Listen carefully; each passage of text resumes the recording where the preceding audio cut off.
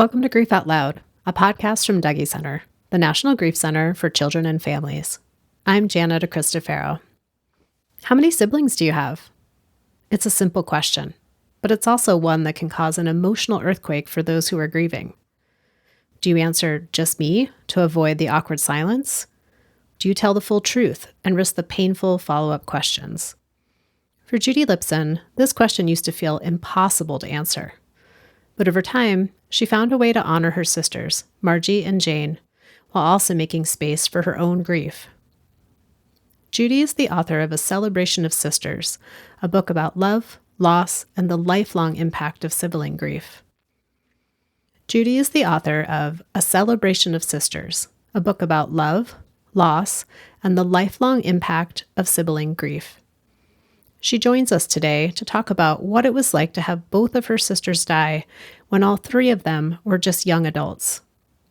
Jane died in a car crash when Judy was 25, and her older sister Margie died 9 years later from complications of anorexia. Judy also shares how, for decades, she put her grief on hold. She focused on taking care of others until finally it all caught up with her.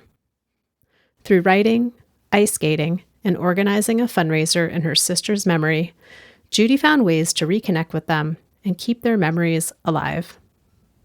If you're grieving a sibling, or if you know someone who is, this conversation is for you. Judy's story is one of heartbreak and loss, but also of reconnection and how we can continue to be in relationship with our people who have died. Judy, thank you for making time to be part of Grief Out Loud. Jana, thank you so much for having me. I feel lucky because I read your book, A Celebration of Sisters, so I got to know your sisters pretty well, Jane and Margie. But could you talk with listeners about your sister, your younger sister, your older sister? What were they like? So Margie was my older sister, 2 years older, and I idolized her. She was so special. She was warm, she was caring, she had a bright smile, and I idolized her. She was everything I wanted to be. I followed her around like a little puppy, and whatever she asked me to do something, when she said jump, I said how high. And I was also very jealous of her. She was popular, she was a cheerleader, she had the boyfriends, but she never made me feel bad. She always was very inclusive of me, and I just adored her. And we would also, one year we had the Hanukkah presents in the basement in my father's study. And, it was a year like we wanted easy bake oven and creepy crawlers. I'm dating myself. And she said, oh, come on, Judy, let's go down and snoop. And I'm like, oh, no, we're going to get in trouble. And she said, oh, come on. And of course, because she asked me, we went down and we knew what we were getting. And of course, I don't know how we act surprised because I don't have a poker face. And we didn't tell my parents till like decades later. And then, of course, unfortunately, she got ill with anorexia and bulimia at age 16. But still, we remained close, and nobody knew me better than she did, even through her illness. She could hear it in my voice, and she used to call me Lipson and knew right through me. Jane was 3 years younger. I adored being a big sister and loved taking care of her. So Jane and I shared a room till we were 14. And so there was that closeness that we shared. And back then, 3 years was a very big difference. But Jane and I were left. I was left babysitting Jane, and Margie went off to do her thing. And one night I babysat for Jane, and she took home the hamsters from school. And they were making this chirp, chirp, chirp, chirp, chirp, chirp, chirp sound. And I grabbed Jane and we went into my parents' room and shut the door.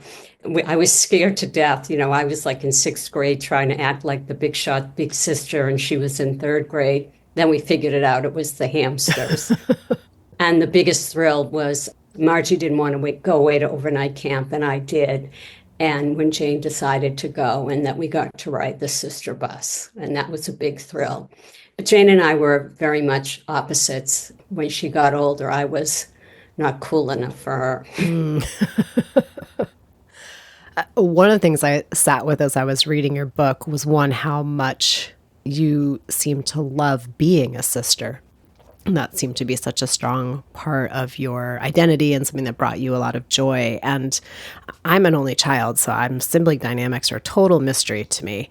And I'm curious, like, throughout times in your life, were there moments or seasons where you felt more aligned with one of your sisters than the other? Did the dynamic shift, or were the three of you always connected in some way?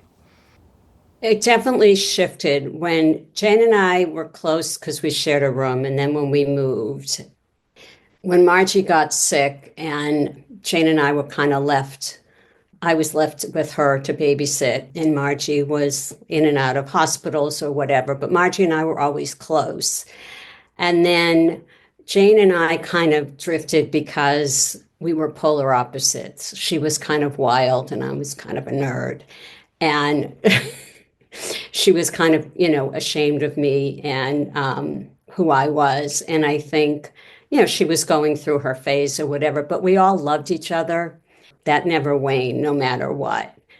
And because of Margie's illnesses, there was a time, later on that I had to take a break and didn't see her for several months just because it was an illness that went on for 20 years. But I always loved her and was always probably closer to her than to Jane just because, we just were more, I think, alike than Jane and I. But Jane and I never had that opportunity to figure out where we would have gone, but we always loved each other.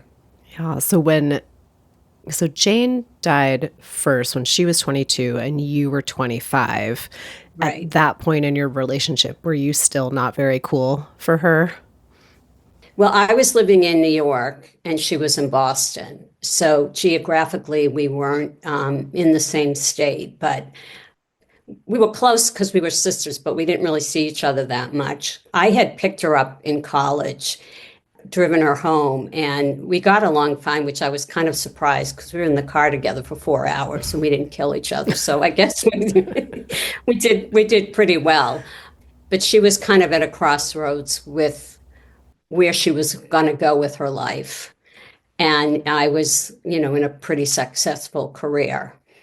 The cards and letters that I found years later, there was such deep love there. And she did come visit me in New York when I lived in New York. But I didn't have the deep conversations with Jane that I had with Margie. We just had just a different relationship. What I'm wondering too, like launching your successful career in New York might have added a smidge to your cool factor from Jane's perspective at that point. So, both of their deaths came as a shock, even though Margie had been dealing with her eating disorder illness for many, many years. Although I'd argue like every death comes at a shock, even if it's very, very much expected. And what do you remember about getting the news when each of them died? Well, Jane's, I had literally moved back to New York. I had just gotten a promotion. I was working for Bloomingdale's and had literally just moved into an apartment. And my mother had left to go home to celebrate Jane's birthday. My aunt called me with some excuse to come over to my apartment. It was a Saturday morning, and Margie was on her way to see me because it was her birthday too.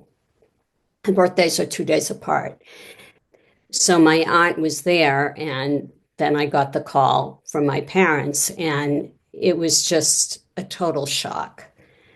I mean, so much of my memory is gone from that time, but I remember the color of the suit. I had this blue suitcase with a gold strap, and I just like was aimlessly walking around the apartment and my aunt like helping me pack. And then Margie arrived. She was living in DC, and I had to be the one to tell her. And I don't remember even how I told her. And then the two of us had to fly back to Boston, but it was surreal. I mean, it didn't seem real. I mean, that because Margie's life was at bay so many times that if anyone, I expected the call to be that it was Margie, never Jane. After Jane died, her illness went south year after year after year. And we kind of knew that she was nearing the end, but then one night, my doorbell rang and my parents are standing there. And my father had this manila envelope, which I don't even know what he had in it. And they didn't even have to say anything, and I just knew. But at that point, I was a single mother with two small children.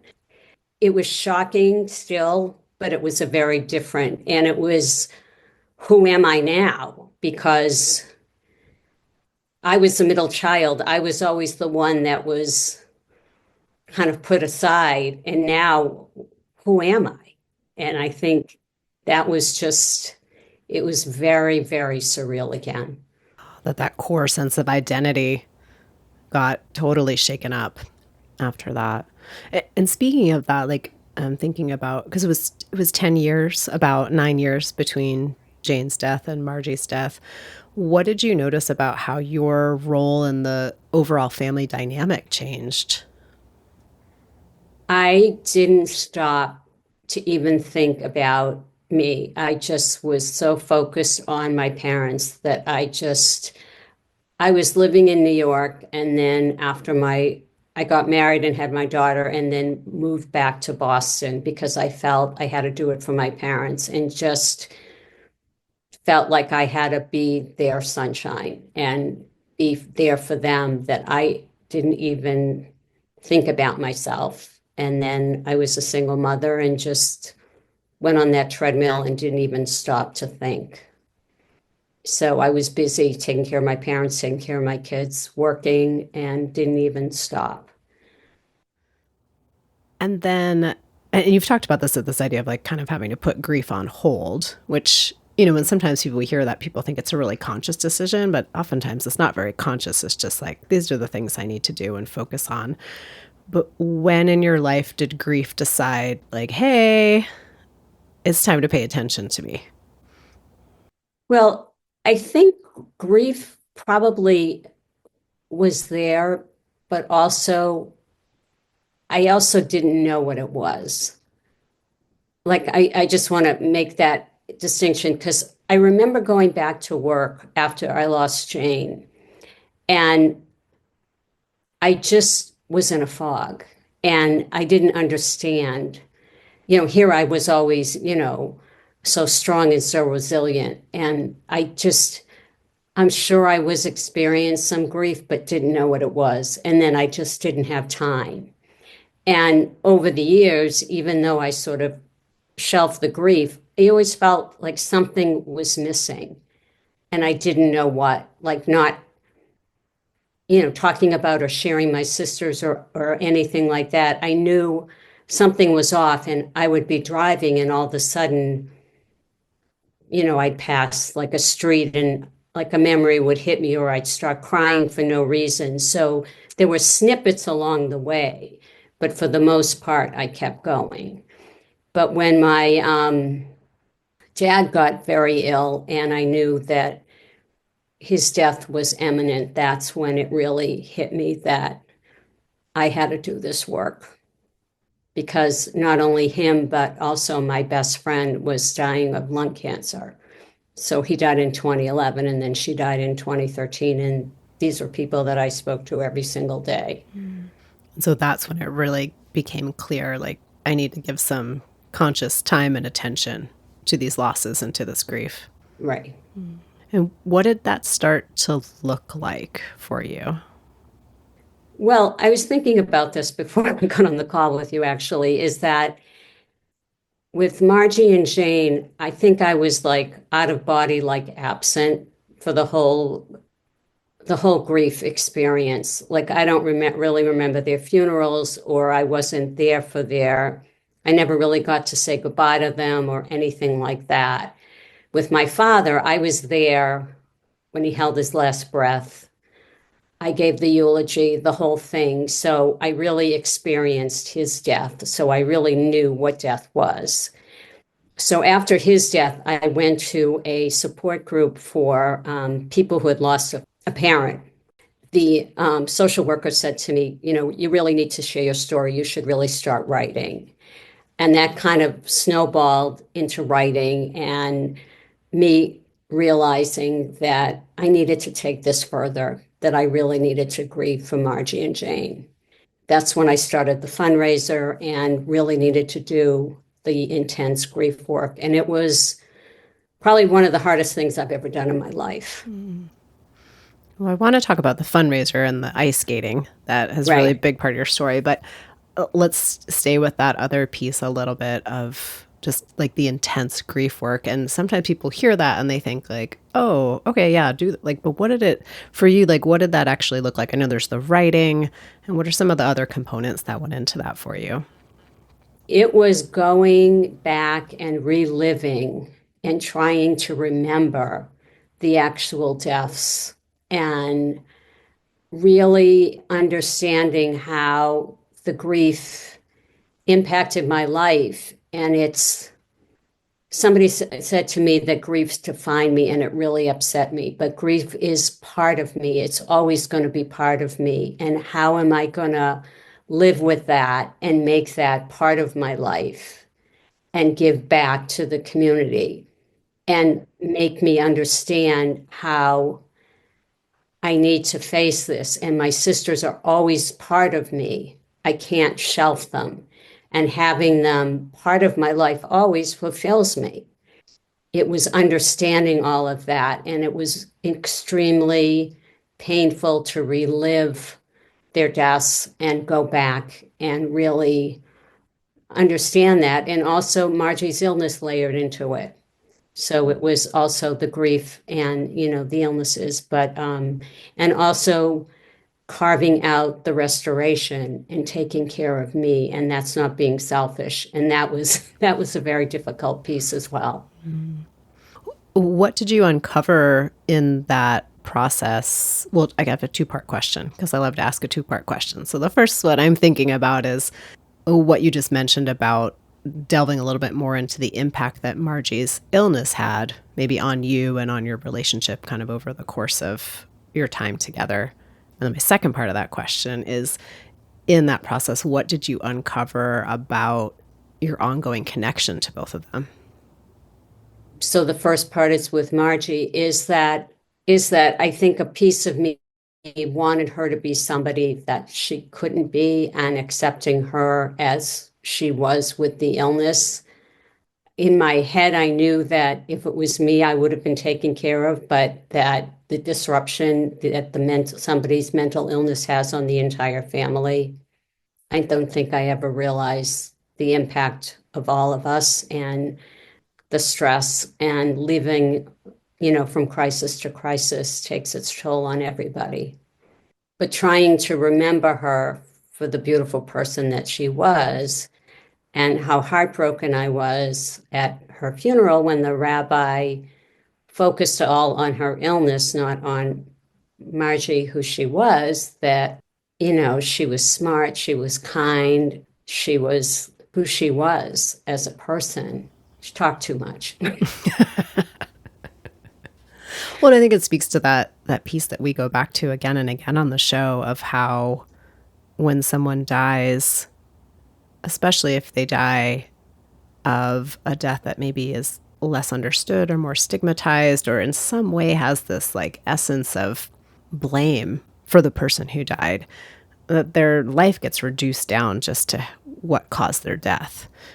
And how it can be such a work and a labor for those of us who are grieving to continue to help people remember how they lived and who they were and not just how they died.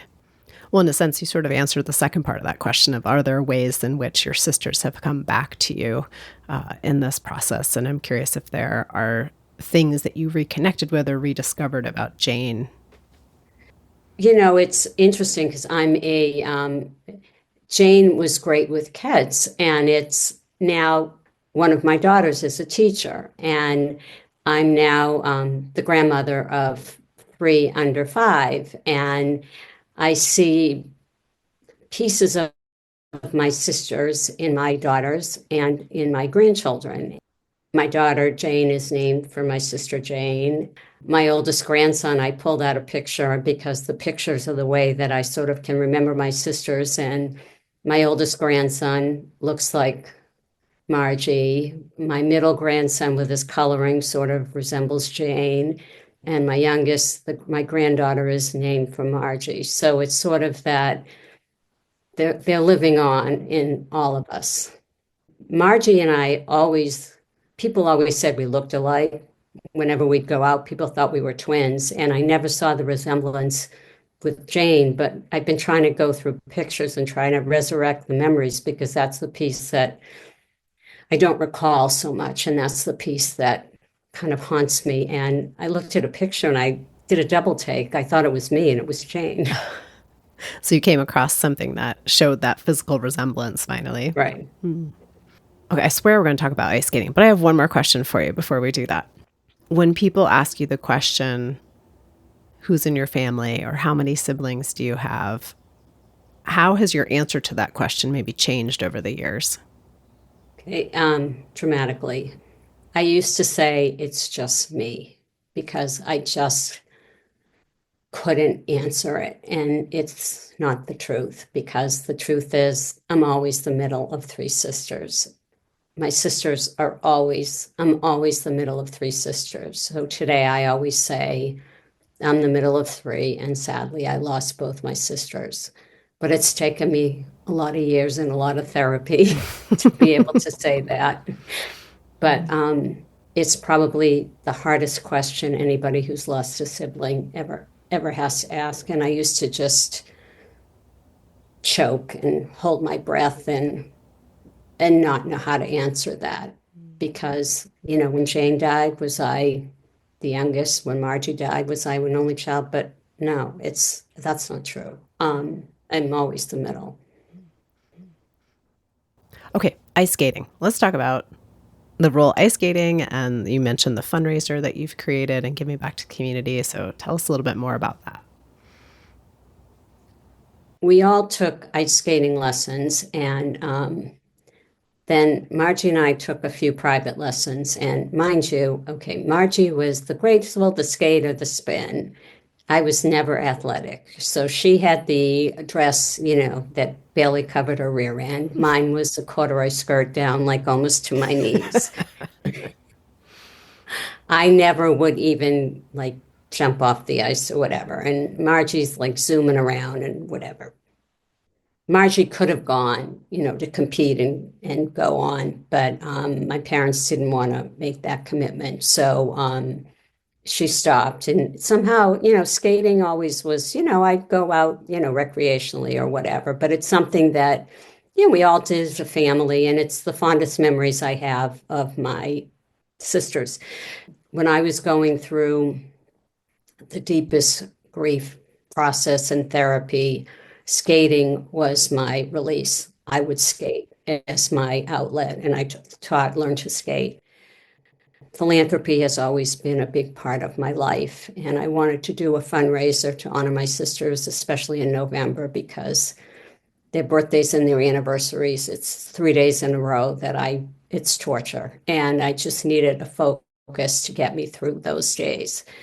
So my sisters were fun. They were outgoing, they were fun, and I wanted to do something. So I decided to do an ice skating fundraiser called Celebration of Sisters. Same title as my book. And the graphic on my book is the graphic from the fundraiser that the graphic artist designed. And it benefits Massachusetts General Hospital Eating Disorder Center and Internal Medicine. And it started just as 10 skaters, and it grew to 92 skaters with an audience of 200. And at 58, I did the first performance of my life. And it's a wonderful event, just a community fundraiser to honor them. I did it for over a decade. When I'm on the ice, I just feel like they're with me, and it's my gift of giving back. And it was a wonderful ride for over a decade. So I hope to bring it back in 2026 for my 70th birthday. One last hurrah. Skating is my passion. It's my sanity. It's my active meditation. And it's where I feel my sisters and my joy. I'm curious for you, Judy, in going through the fundraiser, the ice skating, the bringing more attention to your grief and your sisters, in writing your book and publishing your book. What have you encountered in terms of the landscape of support for siblings who are grieving now, maybe versus when Jane and Margie first died? Good question. Don't forget, Jane died in 1981 and Margie died in 1990. There was some, but not much out there for siblings. Now, I'm happy to say there's more out there. There's a lot more support groups in person and through the pandemic, more online groups. More people are writing books. There's podcasts like this one and many good podcasts that the sibling community is being more recognized as not such disenfranchised grief, that they are a group that needs support. So I think the tides are changing. We still have a ways to go, but we're getting there. The interesting piece is, believe it or not, there's more books written about people who have lost brothers, not who have lost sisters. So I encourage people to share their stories because we need to get more out there, which I thought was, I don't know the statistics and I don't know why I can't answer that. So I thought that was an interesting piece of information that I learned. But I'm grateful that there are out there. I'm an introvert and I tried groups and realized that they're not for me. But now I've met through going to conferences and through groups, I've met a few people. And for me, meeting one-on-one is better. And I wish back then, at least I had met one person to connect with, a grief buddy or whatever you care to call it, to help me through this. So my last question for you today, Judy, is okay, two-part question again. Sorry. Here we go. It's about what you're most proud of yourself for in this process. And also, what do you imagine Margie and Jane would be most proud of you for? I'm most proud when somebody says to me that something in my book helped them, because that's why I wrote the book, was to help other people. And being so private and sharing my story after all these years, that's why I wrote my book. And that's all that mattered. That's all I care about. Margie and Jane would be laughing their heads off and cackling, but also be proud that the shy sister is out there in a short dress on the ice performing. I had a sense that's what you were going to say, so thank you for validating my instinct with that.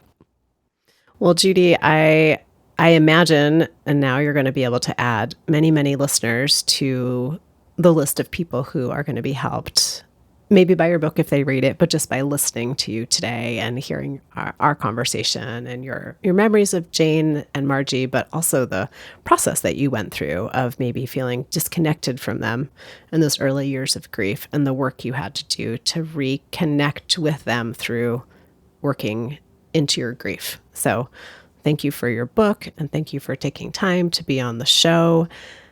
Anything else you want listeners to know about how to connect with you? They can find me on my website, judylipson.org, or follow me on Substack at judylipson.com.